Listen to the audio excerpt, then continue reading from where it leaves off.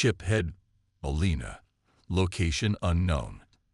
Nothing had changed on the bridge of the USS Thanatos, clean to the point of nearly sparkling. The low murmur of people communicating to complete their tasks, and not a single empty seat. A far cry from most Republic vessels, which were usually only passably clean, loud as all hell, and understaffed. If one were to realize that spaceships are enclosed environments, and make the mistake of wondering where all the grime came from, the neat freak in me shuddered. We should demand the tech that the humans use to clean things in exchange for building their fleets, though they'd probably deny us something important in exchange, like the weapons tech. I sighed as I glanced around the bridge. It would be obvious to any casual observer that the technology in this room is decades ahead of anything in Republic space. The only station I can recognize is navigation, and the only reason for that is because the US kindly gave us an outdated version of their tactical map. Been a while, hasn't it? Reynolds asked. It has, I replied. Yes, well, I have someone grabbing you a guest seat. Just hang tight until then, he smiled. Nima, what's our status? We're just outside of the system, sir. Scanners are showing quite a bit of wreckage. One of the crew replied. What about intact vessels? Hard to tell, sir. There's a lot of wreckage, Nima said. Oh, hang on. Got two potentially inhabitable planets. Both have intact ships around them. We also have a station with ships around it. It's unclear what the ship's intentions are. No time like the present to test out our new first contact message system. Hail the planets and the station with message 4, I believe, Reynolds ordered. What does that one say? I asked. Something along the lines of, greetings, I am an emissary of the United Systems. We come in peace and offer our assistance if needed. I believe there's also a part mentioning how well armed we are, and that attacking us is a bad idea. Reynolds grinned. The scout ship was thankfully able to grab a language kernel, so they'll definitely understand us. Message transmitting on repeat, sir. Very good. Oh, and here's your seat, Molina.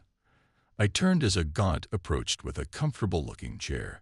He grinned as he set it on the deck with a heavy-sounding thud. A hiss and thunk made me jump back a bit, and both Reynolds and the Gaunt chuckled at my reaction. Maglock. That chair isn't going anywhere. My friend. Have a seat, the captain said. I sighed at my shame and sat down. A harness fit itself snugly around my waist and chest automatically, but I managed to stifle my alarm. I looked proudly at the Gaunt, who smirked in response and left. One of these days, I'm going to perfect my stoicism, damn it. Message incoming from the station, sir, Nima said. Let's hear it. Greetings, United Systems, the message began. Your claim of peace is noted, and your offer of aid is appreciated. However, we are at war with an unknown force and cannot help but find your timing suspicious. Our leaders need time to determine our course of action. In the meantime, you may approach to these coordinates with the understanding that all weapons platforms in the system will be targeting you. We will not fire unless provoked. Well, that's about what I expected. Reynolds chuckled. Use sublights and move us in. Shields up, weapons off. What if the OU show up? One of the bridge officers asked. There's a chance that we'll see the OU before they do. If we start powering up weapons before they see the OU, well, even one itchy trigger finger will see us in a spot of bother. Await my orders regarding weaponry, Reynolds replied. I was barely listening. I had my eyes on the tactical map, watching us move into sensor range. As soon as we did, all of the green icons immediately turned to target us, and my heart started hammering away. An alarm began to ping as well, causing Reynolds to roll his eyes. Omega, I don't care that we're being targeted. I only care if we're shot at. Would you kindly turn that off for us? Of course, sir, the AI said over the intercom. The alarm silenced, and so did most of the crew. A few small murmurs and the occasional beep were the only things that interrupted the silence. The tension was well hidden behind nonchalant and stoic expressions, but it made itself known via the occasional fidget. The silence had almost become suffocating before something occurred to me. "Captain Reynolds," I said, causing heads to nervously snap in my direction. "What's this species called?" Reynolds laughed. "Oh, right, I forgot to tell you. We don't actually know. There were several words in the language that could be the name of their species, but we weren't able to nail it down. The briefing is calling them Species Bravo 2, or B2 rather. B2. Why?" I asked. "Who knows?" he replied with a chuckle. "I do," said Omega, his avatar appearing next to Reynolds' chair. "They're the second spacefaring civilization under the B classification. There have been others, but they've all graduated to a class, with one noteworthy exception." "Oh, well, that explains it in full and explicit detail. Except for what the difference between the classes is." Reynolds allowed a bit of annoyance to seep into his tone. Omega gave a chilling laugh. "Fair enough, Captain. A-class species are cooperative with the United Systems, or its interests. B-class species are not currently cooperative and pose a potential threat to the United Systems or its interests. C-class species are not a threat, regardless of whether or not they're cooperative." "So is the exception the Omni-Union?" I asked. "No, the exception is the Delin. The Omni-Union are not classified as a species, as they are mechanical. Bloody hell. At some point, we're going to need to redefine the word species, especially if sentient machines keep popping up," Reynolds said. "I believe it will take a lot more than the Omni-Union to cause that particular change. All of the people in charge of the dictionaries are scholars, after all. You know how they get." Omega chuckled. "I don't actually, and I'd like to keep it that way if at all possible," Reynolds replied. "Thank you, Omega. That will be all." The Grim Reaper bowed before disappearing, and silence returned to the bridge. Thankfully for my sanity, we didn't have to wait long. "Sir, incoming hail." Nema broke the silence. "Well, let's have a chat then." "Accept the hail, Lieutenant," Reynolds said, rising from his seat. Nema nodded and turned back to her terminal. A second later, she raised a fist with her thumb protruding, a thumbs-up gesture that indicates a positive outcome, as I'd learned. It strikes me as odd that many of the gestures that humanity has created can be imitated by most of the sentient species in the galaxy. "Greetings, this is Captain Reynolds of the USS Thanatos. I represent a multi-species federation known as the United Systems. I am joined by Ship Head Elena, a representative of a separate but friendly multi-species federation known as the Republic.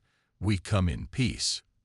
"Hello, Captain Reynolds of the USS Thanatos. I am High Fighter Gun, the leader of the Rinkin military and the Diao leader of our system government. I represent the Nora in all matters at this time."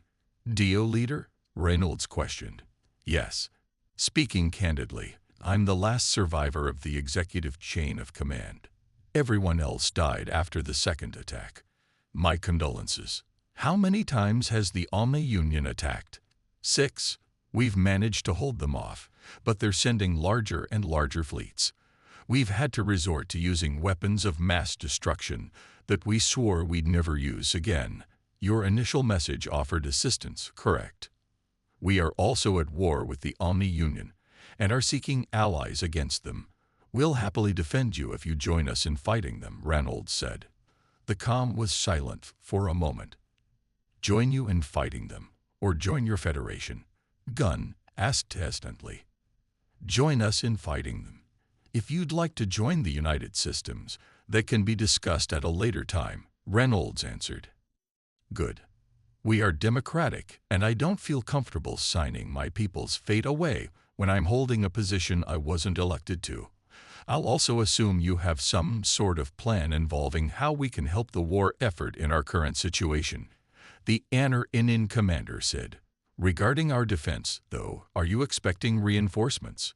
Your ship is quite large, but I don't. Will 12 ships not be enough? Reynolds interrupted innocently, his lips betraying a slight smirk. 12? Where are the other 11? Well, technically, we have 112. The USS Thanatos is a carrier. We have 11 frigates and 100 fighters aboard. We can request reinforcements if things get dicey, though. Another long pause as the high fighter digested this information. I assume you're pretty technologically advanced if you're expecting to hold off the Omni Union with a dozen deep spaceships and 100 fighters. Gunn finally replied, I would be more comfortable with our alliance if you called in some reinforcements, though. Their last attack had more than 500,000 ships. Understood. I take it you're accepting our offer, then. I'd be a fool not to. I'm happy to hear that. We can formalize our alliance at your convenience. Would you like to come aboard, or would you prefer that we dock? We still have diplomats, I believe, Gunn said. I'll send some of them aboard your ship. It'll be 4 total. Will that be an issue? That will be acceptable, High Fighter Gunn. I look forward to meeting your diplomats and fighting alongside you in battle, Reynolds answered. The anticipation is mutual, Captain. Be well. They've ended communication, sir, Lieutenant Nima said. Captain Reynolds nodded at Nima and took his seat once again. I began to wonder what these aliens would look like. Would they be massive like the Gen-Alt humans, or short like the Alamari? How many limbs do they have? Are they covered in fur, flesh, scales, or something else entirely? Despite my anxiety about having to perform my diplomatic duties, I was excited to meet these newcomers to the Galactic stage. Then I noticed that Captain Reynolds seemed lost in thought. I wonder why they need 4 diplomats, he whispered to himself.